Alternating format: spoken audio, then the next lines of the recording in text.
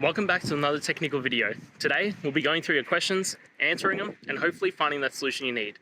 Guys, remember to stay just a little bit crazy, just like me, and hopefully you'll find that solution you're looking for. Now, let's continue on to the video.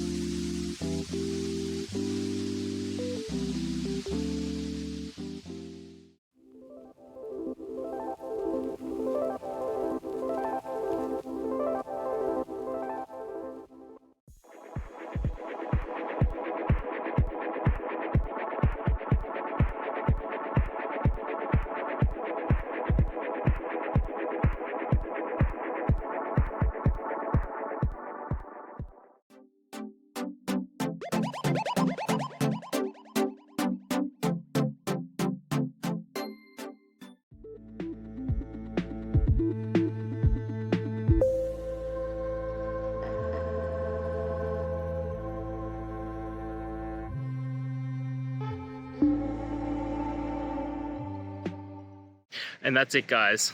We've gone through. I hope you found your resolution and found the answer you were looking for.